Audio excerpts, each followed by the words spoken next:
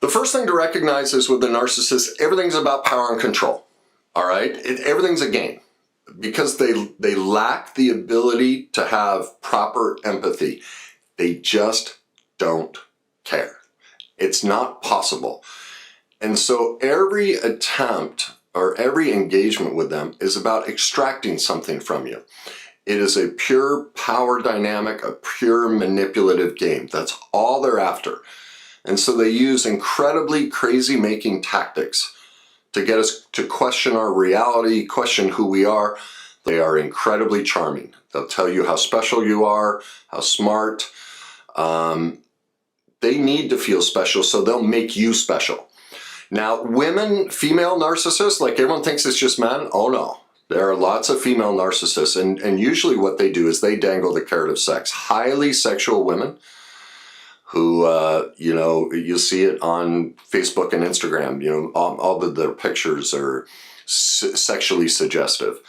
That's a strong indication, not always, but a strong indication that you might be dealing with a narcissist. Men, obviously we know it's usually men in power, men who've achieved a lot. The most successful men, generally, not generally, I hate to put a number on it, but quite often there's, pretty heavy narcissism there that drove them because they're after the achievement. Like they make all the money, it's always about, can I get more? I need more adulation. And that's why they make you special.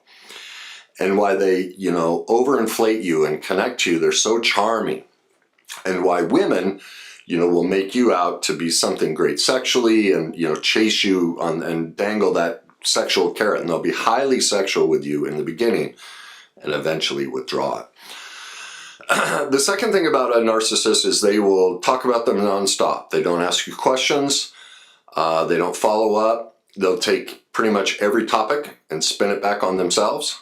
My mom was narcissistic, and I remember sitting at the dining room table, Christmas table, there's big discussion going on, and all of a sudden my mom would just blurt out, "How does this dress look on me?" Like we'd be talking politics or whatever. Like she had to draw the attention back to her, and that's a characteristic of a narcissist. They'll just bulldoze a conversation and spin it back to them. Something about them, it always has to revolve around them.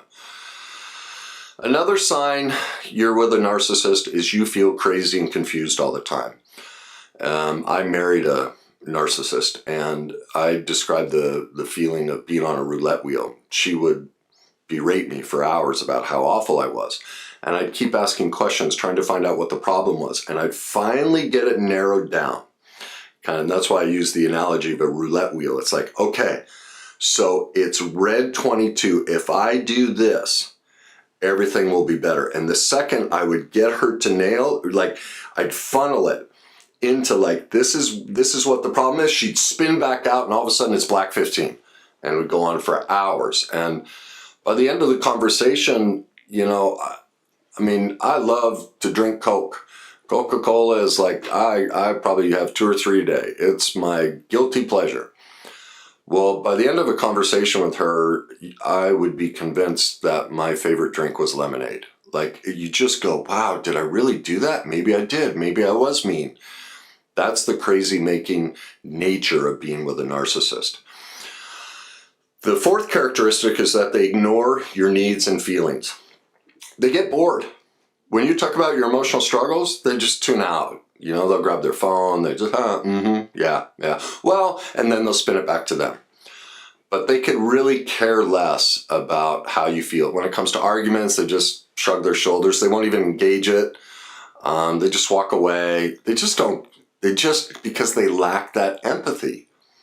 Yet they can't handle any type of criticism, any critique, anything at all. None. And the second you critique them, you can get violent rage and they'll usually spin it back on you. The fifth sign that you're with a narcissist is they constantly need their ego stroked. Their looks, their intellect, their status. And therefore, the friendships are difficult for them. They don't have a lot of friends and nothing's long-term, nothing's connected. They bounce in and out and it's always about the other person. The reason is a narcissist is sucking the emotions out of you. They survive off of our emotions. And So, but they need a constant supply and a new supply. Like, you're not enough. You can't give them enough emotion or meet enough of their needs. And they need it from many sources, not just one person.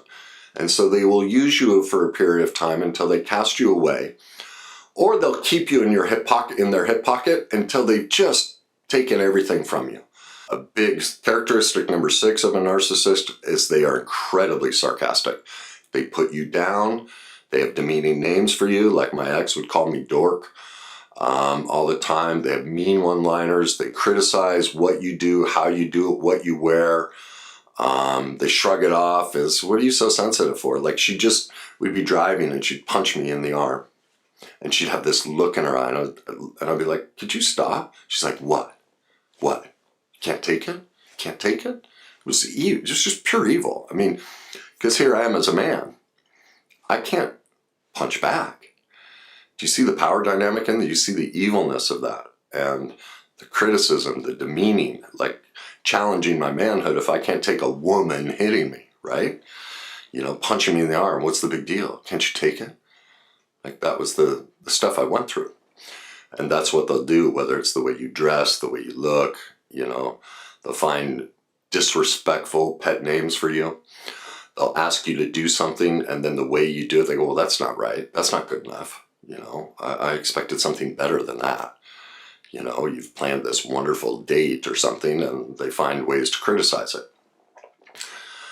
The 7th characteristic is they feel entitled to respect, special treatment, and immediate compliance of their requests.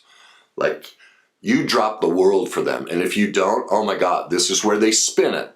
You're so selfish, you're so self-centered, all you care about is yourself, yet their demands are instant. It's all about them.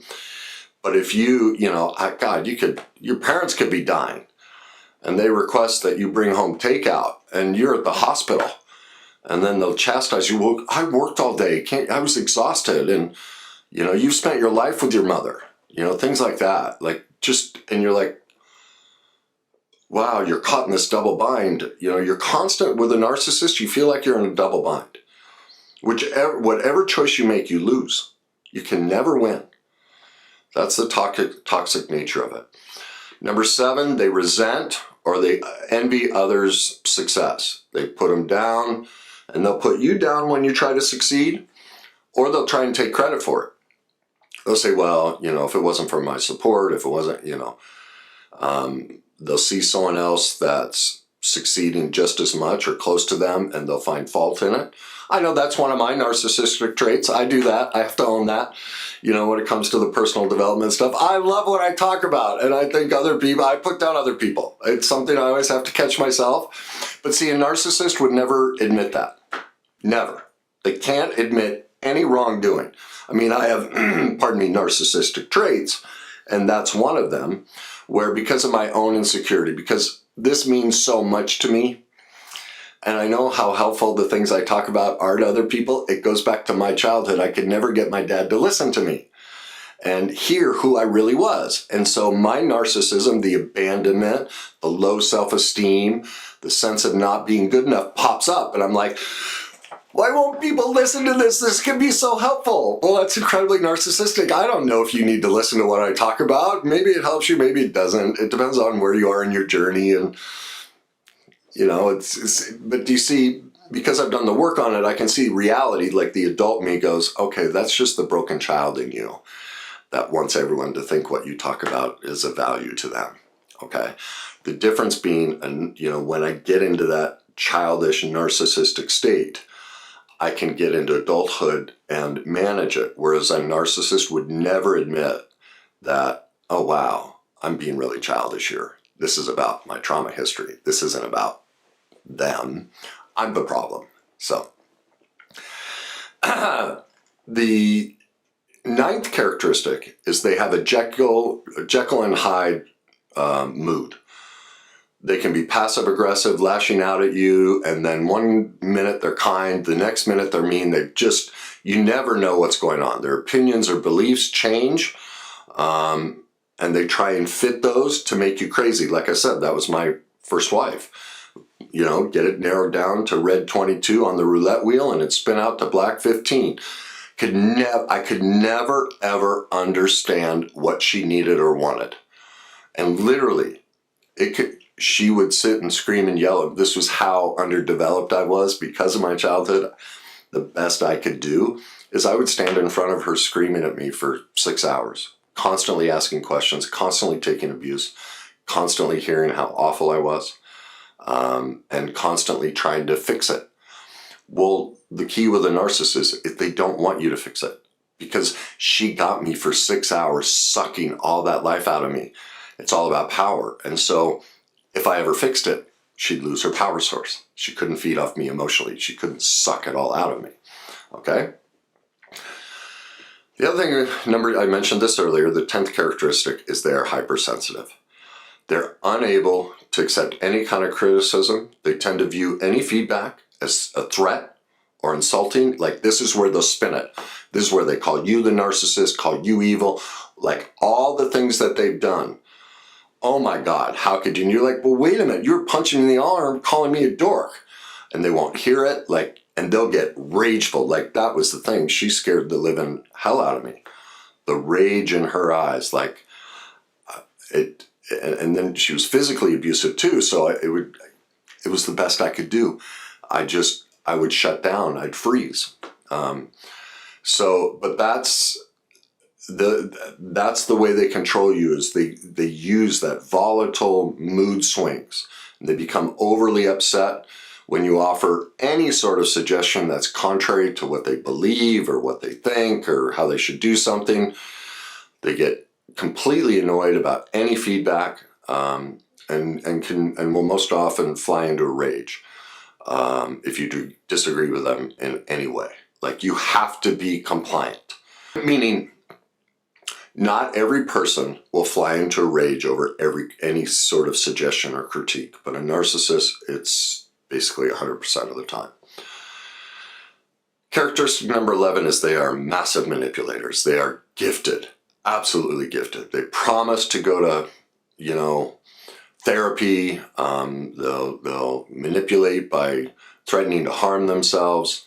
They'll never go to therapy. If they go into therapy and they get any suggestion from the therapist that they're the problem, boom, they're gone. They won't participate. Okay, and I run into that a lot in couples therapy. The couples that I work with, one of the spouses refuses to look at anything about themselves. It's always the other person. Number 12, they accuse you of something random. Usually behaviors that they're doing, like out of the blue, you're like, and this is the crazy making aspect. This happened to me all the time. It's like, wait, like, I can't believe, Kenny, that you left the trash in the trash can yesterday. And it's like, but wait a minute. I've been in Vail the last 5 days working. I wasn't even here. Oh, yes, you were. And you're like you question it. And they're so good at it. They've developed this massive false story to just drill into you, and they won't let it go. And then the aggression gets up because now you're challenging their view and their reality. And usually people that fall prey to a narcissist is because of, unhealed trauma in themselves. And so that's why, I've done another video on, the 7 reasons we attract a narcissist, because of our own damage. Like this, we don't end up with a narcissist because we're healthy. We end up with a narcissist because of our own damage. And so if you're with a narcissist, the biggest mistake you can make is to think they're just the problem. Oh no, it's both. And so if you've heard this, you're like, my God, I'm with a narcissist, go to my YouTube channel and look for the 7 ways we attract a narcissist, because you need to see that. Because your unhealed trauma is the whole reason you got with them, and they're not responsible for that. We need to fix that. Like, I had to go heal the characteristics in me that allowed me to get in that relationship. She was never responsible for that, because had I healed those before meeting her, we would have never met. So don't forget that. If you're with a narcissist, you need work too. And I say that lovingly. We're all perfectly imperfect. We've all been through less than perfect childhoods, and that's why we're drawn to these dynamics. So, again, number 12 is they accuse you of random things, and that's the crazy making stuff where you're like, I have no clue where this is coming from. And finally, number 13 is gaslighting. And this is the torturous aspect of it. And you know you've been gaslighted if you don't feel like you're the person you used to be. If you feel more anxious and less confident, like I know, I would, driving home from work, like the anxiety, the fear, and walking in the house going, okay, how do I need to act? What do I need to do? Can I say anything? Like, you know, I had constant fear and anxiety, depressed.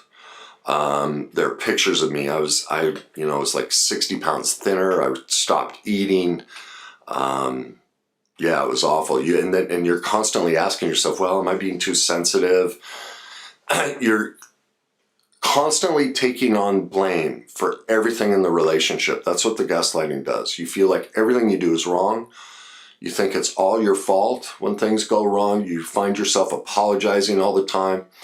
You sense that something's wrong in the relationship, but you can't identify it. And that's because the double bind they always place you in, and how they're able to magically spin out of any imperfection and spin it back on you. And by the end of it, you're like, God, I guess I did do that. I remember that. Going, God, I guess I did that. And apologizing for things I've never done. Like they're gifted, really gifted at that. You'll question whether your response to your partner was appropriate, like whichever way you go.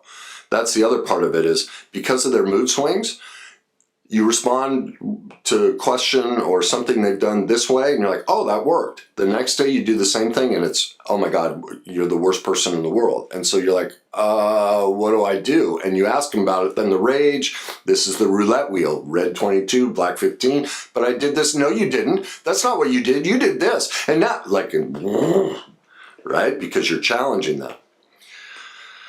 The other thing is you make excuses for their behavior. You basically deny and minimize it to your friends, your family.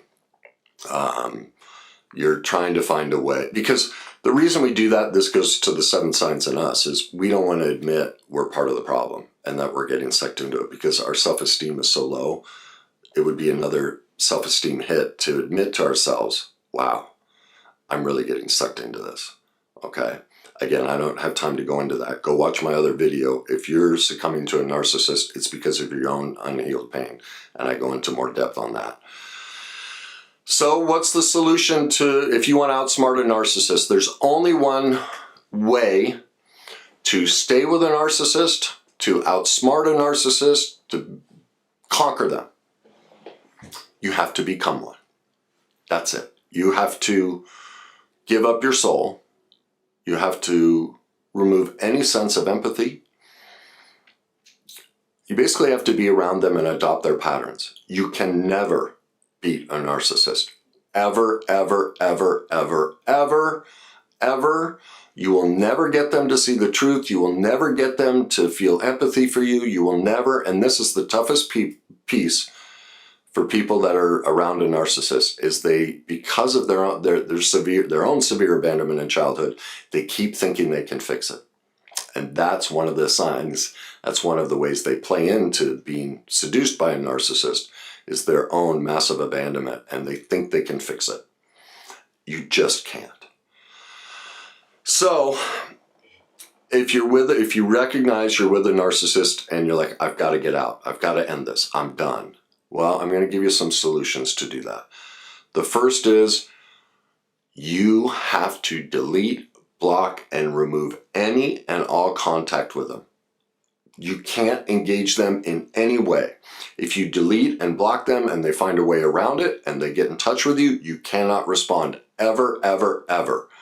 You have to completely cut the emotional supply, because, you know, they'll persist. And especially, here's what happens, is you start to heal and start to get better. Out of nowhere, they'll magically appear. You'll run into them, they'll send a text. I remember my ex-wife 12 years later, when I discovered all this, when I finally recovered my soul, it was maybe a little longer than that. But I'd finished my book and everything. It was scary. She lives thousands of miles away. And I hadn't heard from her in years. And boom, I get an email. I was just thinking about you. I'm worried. Are you okay? That's how gifted they are at feeling and reading your emotion. I had cleared from her, like completely. And she went reaching back, trying to see, can I suck it back out? It was creepy. And that's what they'll do. And that's why you just have to, no more contact. You can't get near them. You just can't respond to things like that. When you think you're like, oh, I can handle it now. No, you can't. You'll be sucked right back in. You have to set boundaries with them and stick with them. You can't break them. They're master manipulators, so they'll find a way to try and seduce you into breaking those boundaries. You can't do it. And finally, I said this just a minute ago, you have to get into reality. You can't change them. They aren't nice, not because they're bad people, but like I said, because they were made this way. But they are not capable of true love, connection, intimacy, support, and actually being there for you. And you have to accept that truth. It is absolutely impossible. It's like trying to tell the sun that it's, purple. Are you going to be able to convince anyone and yourself that the sun is purple? No, it's the same with a narcissist. You have to accept this is who they are. And finally, you can never let your guard down, ever, ever. Like I said, my ex, years later, sends an email. Still, just makes my skin crawl. How adept they are at knowing that. And so you always, when that request comes in, when that attempt comes in, you have to be ready for it and start choosing. Okay, it's time for me to gain myself back. Again, if you're in the relationship with a narcissist, if you're leaving one, you're unsure how you ended up with one, please go to my YouTube channel. The 7 Ways We Attract a Narcissist. You have to watch that. If you've ever been with a narcissist and you haven't seen those things in yourself and recovered from them, you will continue to attract narcissists in your life. You'll just move on to the next one. Maybe not as severe, maybe more severe, but it requires work on our end. That's the biggest mistake. That's the single biggest mistake people make, that they've been with a narcissist, is they go, oh, it wasn't me. And that's the problem with the online stuff. You go watch everything on narcissism, they make out the person who's been with one is a saint and they never did anything. Oh, you poor thing. They never show them, wait a minute, there are things inside of you that allowed this dynamic to happen that made you attracted to them. And so they never help them. And this is where my narcissism comes up. I get angry. I'm like, they need to tell you this. Why won't they tell you this? They just, oh, you're a victim. It's not your fault. Well, that doesn't help you. It doesn't get you to the solution of how you ended up there in the first place. So there are your 13 signs. There's your way to end it with a narcissist, get help for yourself, and reclaim your life. I hope you choose it. You're worth it.